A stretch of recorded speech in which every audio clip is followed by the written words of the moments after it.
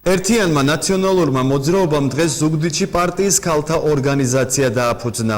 კინოთეატრ ატრიუმში შეკრებილმა პარტიის წევრებმა, რომელთა უმეტესობას დღეს ქალები წარმოადგენდნენ, ორგანიზაციის თავმჯდომარედ ერთხმად ლელა ქებორია აერჩიეს. დღევანდელ შეხვედრას პარლამენტის წევრი ერთიანი ნაციონალური მოძრაობიდან ხათუნა გოგორიშვილი დაესწრო. სწორედ მან წარადგინა ლელა ქებორია პარტიის ზუგდიდის ქალთა ორგანიზაციის თავმჯდომარეობის კანდიდატად. შეხვედრის დასაწყისში ნაჩვენები იყო სპეციალური ფილმი. ინტერვიუ ამერიკის შეერთებული შტატების ყოფილ სახელმწიფო მდივანთან მადლენ ოლბრაითთან. ინტერვიუში სახელმწიფო მდივანი ქალების როლზე საუბრობს პოლიტიკაში. ლელა ქებურიას განცხადებით მისი მთავარი სამუშაო სოციალური თემები და ქალთა საკითხები იქნება.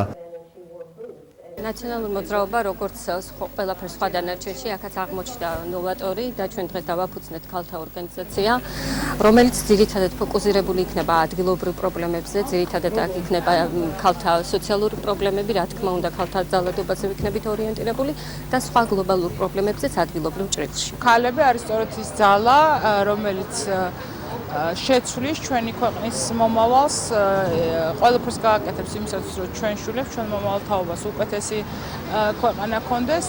ქალები ყოველთვის აქტიური იყვნენ პოლიტიკაში, განსაკუთრებით სამეგრელოს რეგიონში და დარწმუნებული ვარ, რომ ზუგდიდის ერთიანი ნაციონალური მოძრაობის ქალთა ორგანიზაციას ასეთივე აქტიურად გააგრძელებს საქმიანობას. დღევანდელ შეხვედრას ნაციონალური მოძრაობის წევრები და პარტიის მხარდამჭერები დაესწრდნენ. ქალთა ორგანიზაციები ნაციონალურმა მოძრაობამ ზუგდიდის გარდა ფოთსა და ხობში უკვე დააფუძნა.